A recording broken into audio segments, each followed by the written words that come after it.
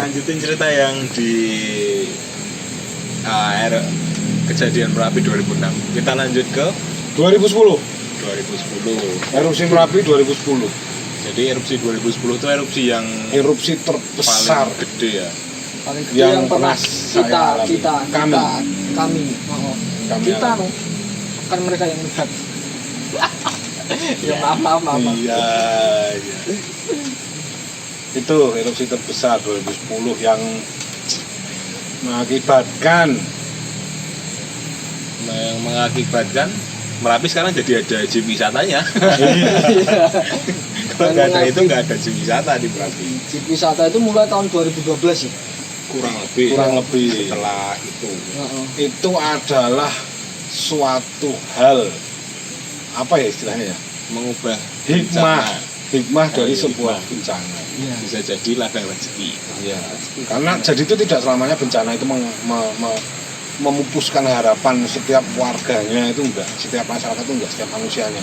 Tapi bagaimana manusianya itu sendiri untuk mengambil hikmah dari musibah itu. Nah, seperti itu. Berat sekali ya. Iya, saya 130 kilo kok. Bukan itu. Bukan. Pembicaraannya itu loh. Bicara. Kamu itu loh.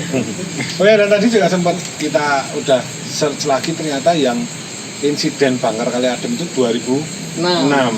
Udah ada 2006 itu. Terus ditambah lagi pas 2010 itu yang awan panasnya Mbak Marijan. Arahnya itu agak geser. Iya, menjadi sekarang ke Tenggara, selatan dan ke Tenggara. Iya, kalau yang waktu 2006 itu kan ke sono, kena Bangker. Pokoknya ibaratnya gini loh, ibaratnya ini gunungnya ya. Jadi Kali Adem itu di sebelah sini, jadi agak ke sini. Lah pas yang 2010 itu yang ke Mbah Marijan itu kan pas kidule ya. Iya, pas lurus. Ya itulah. Jadinya. Dan di situ mengakibatkan korban jiwa yang Cukup banyak. banyak sekali. Paling banyak kayaknya ya? Paling banyak ya itu Di tahun 2000-an itu. Karena katanya dulu yang tahun zaman 18 berapa itu juga lebih banyak. 18 berapa atau 19 berapa itu? 18.3 sekian. Kemarin habis searching. Iya. Itu juga banyak. Itu paling banyak. Tapi yang ini yang di istilahnya di era modern tuh paling banyak itu 2010 kan. Karena ya itu tadi mungkin letusannya juga di luar ekspektasi manusia, di luar perkiraan yang mungkin berkaca dari tahun-tahun yang sebelumnya itu nggak seperti itu, dan itu meletusnya besar sekali gitu. Bahkan saya tuh sempat dengar berita bahwa sebagian besar korbannya itu malah sudah di bawah, di kilometer 8 kalau nggak salah. 8 apa 10 gitu. Berarti udah masuk di pemukiman padat ya? Iya. Jadi tuh kalau nggak salah saya tuh dulu diberitahu. Jadi itu kan biasanya gini ya. Yang sebelum tahun 2010 itu kan ada awan panas atau wedus gembel tadi itu kan arahnya tidak ke Tenggara Selatan gitu ya. Jadi itu di kilometer 8 atau berapa itu tuh sebenarnya ada barak pengungsian. Ada titik kumpul. Iya, tikum. Nah, ada tikum atau istilahnya yang karena sebelum-sebelumnya itu nggak nyampe segitu. Nah, tapi yang 2010 sudah pada di situ, ternyata nyampe situ.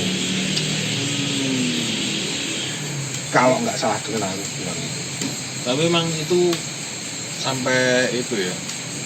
Emang korbannya tidak diduga. Benar. Memang tidak diduga itu.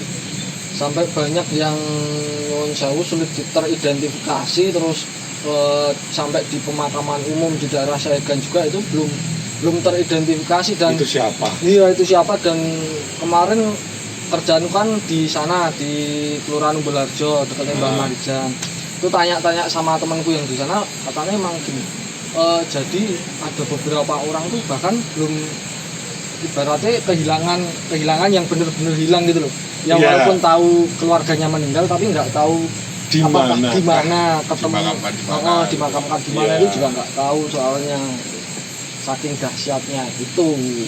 Itu yang paling dahsyat sih 2010. Itu benar-benar apa ya? Ya sangat memorable akhirnya. Karena belum pernah belum pernah merasakan hal yang seperti itu, tapi begitu apalagi itu tahun pertama saya kuliah, pas lagi sebenarnya lagi ada event lustrum disnatalis di kampus, disnatalis fakultas. Saya ikut kepanitiaan, tapi karena ada itu kan terus akhirnya kegiatan disnatalis itu di-cut sebentar lah. Dan panitianya itu banyak yang dari mahasiswa-mahasiswa luar Jogja itu ada yang bisa pulang, ada yang enggak. Kenapa yang ada yang enggak? Yang enggak bisa pulang itu karena ada yang di daerah-daerah kayak kampungnya itu daerah-daerah terdampak juga. Jadi ada yang di daerah kayak istriku dulu dia nggak boleh pulang malahan sama orang tuanya. Karena kan istriku rumahnya kan dekat Kali Kuning. Oh. Jadi takutnya Iya, daerah lahar dingin gitu ya. maksudnya takutnya di jalan malahan. Karena kan di jalan. waktu itu kan hujan abunya kan tebel kan sampai tubuhnya ketutup loh kabeh kan. Semuanya kan Hujan abunya tuh malah ngeri loh. sehari sebelumnya juga ada hujan abu ya. Iya, sempat beberapa ada. hari sebelumnya udah Beberapa hari ada. sebelumnya. Ketambahan itu ya kan jadi tambah tebel. Itu istriku malah disuruh wes neng kono bae manut instruksine kono kon ngopo kayak gitu. Akhirnya dia juga ikut bantuin kalau nggak salah dia ke Prambanan atau kemana gitu. Saya di rumah karena ya ada yang lain. Itu ada yang menarik itu. Siapakah yang lain itu? Biarkan ya, Habib aja yang bercerita karena ya di rumah. karena kenapa saya di rumah ya itu biar Habib itu ya biar sekalian tahu ini Habib itu adalah adiknya ibu saya. Jadi tepatnya Anaknya bule. anaknya Pak Lek saya. Iya. Tepatnya sepupuku lah. Jadi masih saudara ya. Jadi Monggo. saat kejadian itu hari apa tadi? Jumat. Hari Jumat. Jumat. Kalau nggak salah Iya. Jumat Udah dini masuk hari. Jumat pagi. Iya, Jumat dini hari. Jumat dini Jumat hari dini hari, ya. jam 1 15 lah. Sekitar itu. Sekitar kisaran jam Pak. 1 lah. Kisaran jam Jadi 1. jam 1 itu kan sebenarnya dari sore itu kan jadi jendela sama pintu tuh udah geter gitu loh, udah nah kan udah Bergetar. getarannya tuh udah sampai kan rumahku tuh kisaran 15 km jadi ring 3-nya Merapi kan 15 km terus sorenya jendela udah bergetar Jendelanya jatuh cinta ya. Oh.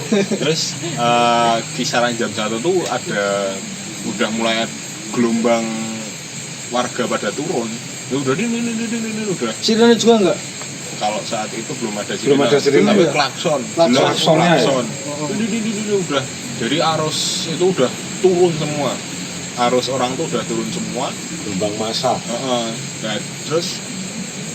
Nah gimana tuh kalau orang di situ dilewatin Iya, kan iya. pasti langsung panik kan Iya, Pan. Pinggir jalan Pinggir soalnya. jalan kuning. Rumahnya pinggir jalan soalnya. pinggir jalan terus kan panik nah maka dari itu terus semua dikemasi dikunci nah saat itu kan di rumah ada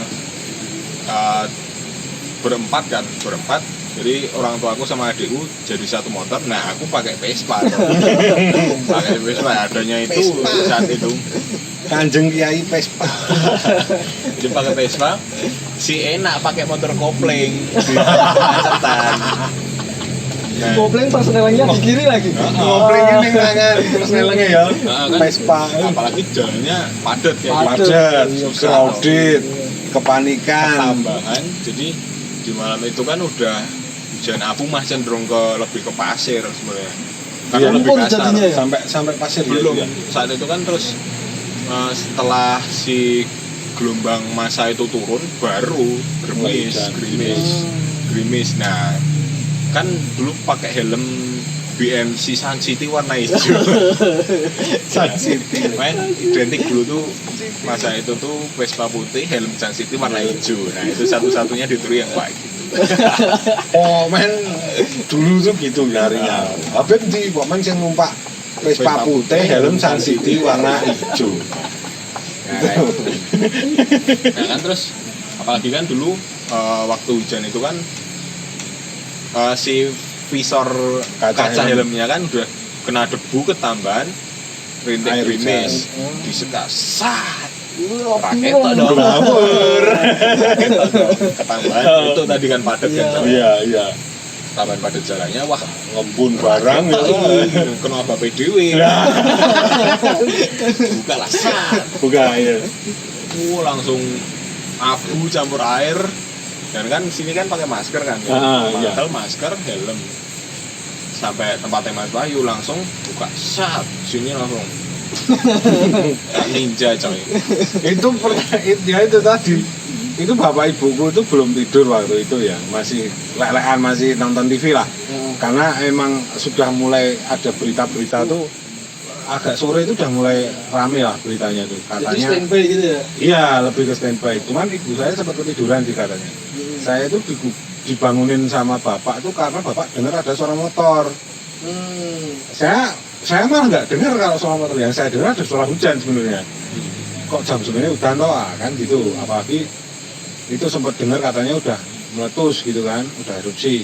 Berarti kan diberi kemudahan sama yang Maha Kuasa, dalam artian ibaratnya nek pikiranku sendiri secara logisku ketika itu erupsi mengeluarkan hawa-hawa panas dikasih hujan biar cepat dingin gitu loh istilahnya. Nah itu aku terus keluar buka pintu mburi ya, ngerti pintu mburi itu yang loro ya kan. Sek pas itu gelap posisi. Mati listrik. Itu udah mati listrik ya? Udah Itu udah mati listrik itu. Udah. Iya, wong peteng banget kok. Udah. Belum mati listrik kok nonton TV. Oh iya.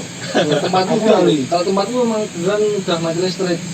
Soalnya udah nggak bisa komunikasi. Mungkin sebelum mati listrik masih nonton TV orang tua aku, tapi aku kan mapan turu waktu ini. Oke ya. Jadi aku ya mbok lali komen buka itu ya ingatku itu gelap. Tak buka itu iki sopo Aku Messi. Beneran cuma kelihatan matanya tok loh. Itu Vespa tuh yang Vespa iki motor apa iki Vespa itu kok warnanya kok ngene iki sopo? Motif kamu. Iya motifnya tuh kayak ini kamuflasenya itu apa dorengnya tentara angkatan laut itu loh. Abu-abu putih lah, ceplok-ceplok itu jadi kayak dia tuh kayak habis digediur pasir terus disemproti banyu kan, dicipratin air kayak gitu. Iki apa tau uang lucu aku sampai gitu. Oh ternyata kowe tak bebel. Iya Mas. Lah kok dhewe liyane saya ning mburi mbuh mau tak selip ngono kan. Oh ya wis masuk dulu ya. Dan itu kan rumahnya Habib itu di ring 3 sekitar 15 km. Lah rumahku sama rumahnya Bonjol walaupun jaraknya agak jauh tapi masih di ring 4 di sekitar 16 sampai 20 kilo. SAS 2010 itu peringatan dari BPPTKG itu mengatakan zona kuning ya, masuk zona kuning ya kita. Apa merah? Pokoknya tuh Kita kuning. zona bahayanya waktu itu tuh katanya nyampe 18. Iya. Diinstruksikan untuk mengungsi gitu kan. Nah itu kan terus pada akhirnya Habib beserta keluarganya beserta simbah saya, terus adik-adiknya ibu, palik-palik saya yang lain kan terus ke rumah juga. Karena itu yang paling jauh dari Merapi itu situ. Iya, Gitu loh. Ya saat-saat ya bisa ring 4, hasilnya masih ring 4 juga. Nah itu karena ada peringatan itu zona bahaya tadi, ibuku tuh sempat panik. Panik gimana tuh? Paniknya tuh, adik ini, loh kita tuh masuk ke zona bahaya atau ini loh. Ini terus apa kan gue mau piye? Oh ngajak ngungsi. Iya, ibu tuh kayak bingung pengen ngungsi gitu kan. Lah bapakku dengan santainya. Lah wong sedulure dhewe ning kene kabeh arti galungo gitu. Masa saudaranya kita aja semua di sini mau ngungsi di sini kok mau ditinggal pergi. Lah saya lebih kentir lagi mikirnya. Lah nek lingkungan rumahku itu disuruh ngungsi, harusnya Polres Sleman kosong duluan dong. Iya kan? Kan masih jejeran itu, masih satu area. Lah wong Polres saja masih pada standby di situ. Iya. Semuanya masih, rumah sakit juga masih pada standby di situ kan. Udah aku mikirnya wis tau di sini aja Bu wong ya. Simbah ke sini, palik-palik ke sini kok masuk Digalungo. Sempat kepikiran mau ngungsi ke tempat simbahku dari bapak yang di Sleman. Yang dekat pasar. Tapi yang paling nambah 2 kilo aslinya ya. Tapi kan paling enggak udah enggak di zona Enggak di 18 kilo. Ayo berdua. Padha wae aslinya cerah nih kan. itu Mas Zabri mau tanya. Pas kui malam-malam itu yang dibawa apa aja? Oh, yang kunci. Kan penasaran kan? Penasaran jelas karena kan